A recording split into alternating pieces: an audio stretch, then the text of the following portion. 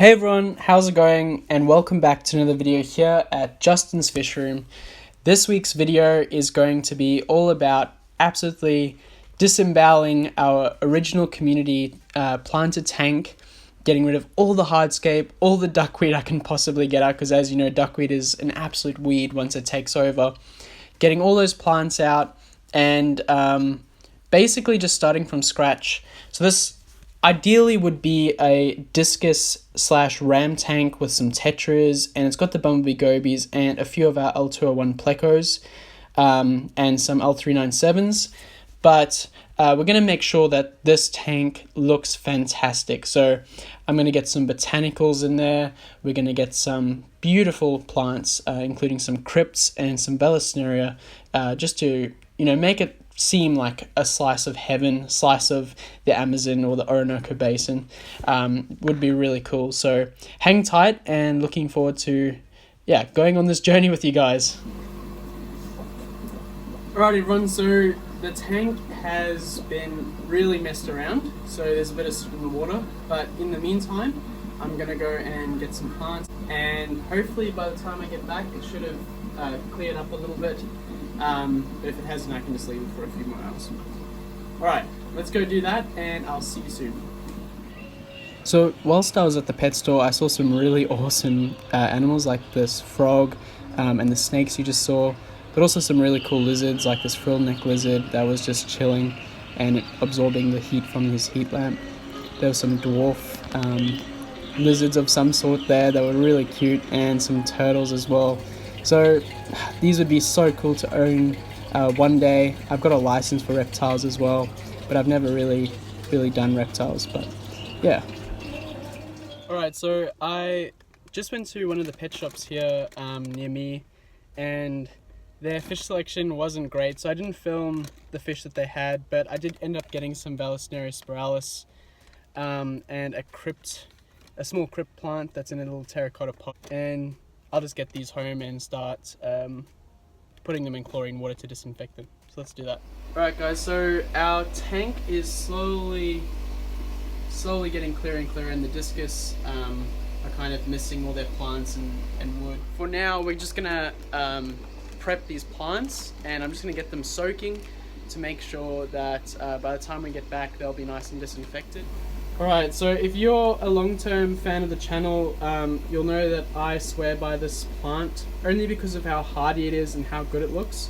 This is Vallisneria spiralis, also known as jungle bells, and you can get a bunch of other different ones as well, with broader leaves and all sorts of things, but I got a big bunch of that just to put in the background of the fish tank, and then I need to get some more plants, but for now we'll just soak these in, and I'll have to give them a thorough clean after a good soak. Alright, so here one of the plants I got was a crypt, so it just says assorted crypt on the tag, but if you guys know exactly what type of crypt this is, please put a comment down below. I'd love to hear from you. But yeah, I'm pretty happy with these guys because there's a few plants in here that I can propagate later, which will be cool. Alright, so the hardscape's done, so you can see I've got an area with some callistemon branches going down. I think it looks really cool. The discus will like that area because that's where they spawn. Then I've actually turned this piece of driftwood upside down so it's pointing upwards, and then I've put a heap of rocks here. Alright everyone, so I'm going to go ahead and put some Vallisneria spiralis in. So essentially what I'm going to do is I'm going to get each and every one of these single plants, pull them apart, give them a good rinse in some chlorinated water from the tap, and then I'm just going to put them individually into the different areas that I want them, and then when I'm done I'll pick up the camera again, so I'll see you soon.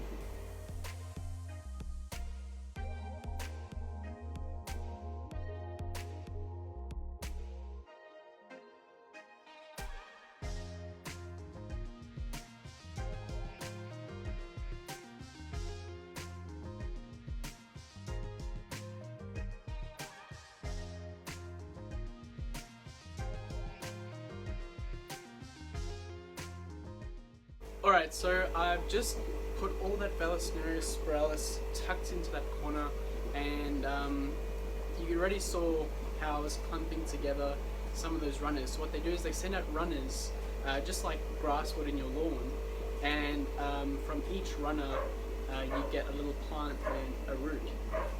Alright, so what I like to do is, these terracotta pots are really easy to just pull the whole plant out. I do keep those terracotta pots in case I use them in the future, but essentially what you do is you just carefully just peel all of that stuff, all that water. It doesn't matter if you get all of it off, but you want to get most of it off. And I can already see there's so many crypts just in this little tiny pot. So I've got 5 crypts in total, and I'm going to go ahead and give these guys a really good rinse. Try get all of that, or most of that wool off that it comes with, and then I'm going to go ahead and plant them in.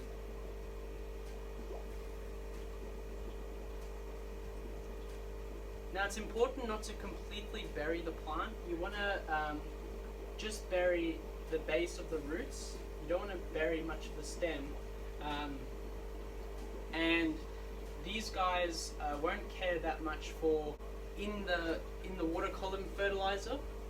We'll have to make sure that these guys are getting plenty of fertilizer in their soil, so that they really do prosper.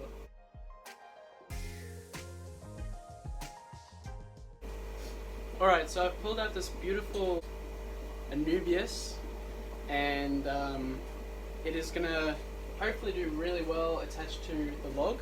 So I'm going to go ahead and attach this whole thing to the log, and hopefully soon we'll be able to cut some of these new little rhizomes off them.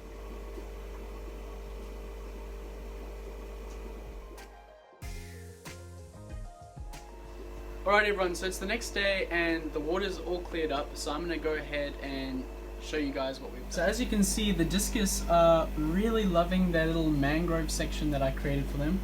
I contacted one of my long-term viewers all the way from Townsville, Queensland, and he suggested I put a few more sticks in so it makes it look a little bit more natural, and then I add more rocks or pebbles around the large rock. So thank you so much to that person, they know who they are, for the suggestion.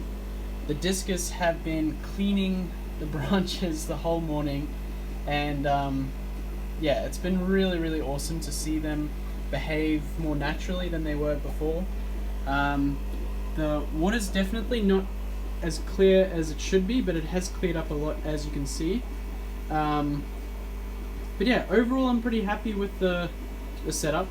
Added some dead leaves in the bottom, just some mulberry leaves and some gum leaves, dried gum leaves, and then some of those rainforest tree seeds, just to make it look really interesting.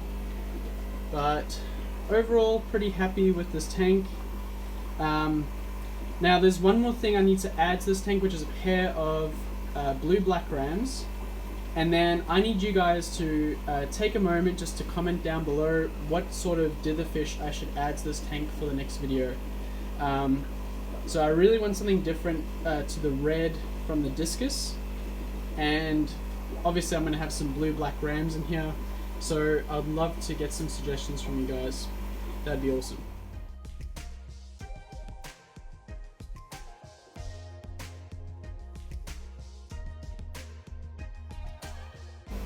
Alright, so I just wanted to show you guys the blue-black rams that I've just added. So there's the male, got all his colours back, or almost all of his colours. There's the female, who's been scavenging all over the tank, looking for little crustaceans and all sorts of things. But it's really great to see them interact. The male's been dancing a few times for her, so hopefully we get a little bit of breeding behavior. You can see there he does a little bit of a dance just to impress her. And there's heaps of pebbles around for them to spawn on. So hopefully, you know, something happens soon where they can have a few spawns. I'll harvest probably the first spawn and let them try raise the other ones. But their current behavior is really good. It's indicative of healthy rams and happy rams, so that's always good. And as you can see, because of the soot from the water and the sand, the leaves on some of the plants are covered in a bit of a film, which is not a problem because the plecos, like that super red and this lemon blue eye, will go ahead and eat all of that because it's really nutritious for a lot of other fish. So anyways, I thought I'd just show you that. Discus are looking pretty rad, and then we've got the other pair of discus that have kind of been shunned to the other side of the tank, whilst these guys are planning on spawning on this piece of wood here. So yeah, overall very happy. Let me know what you guys think. Alright everyone, thank you so much for joining us for today's video. I hope you enjoyed it. I've really enjoyed redoing this whole tank, and I'm looking forward to just getting all my work done so that I can come back to this and start enjoying it.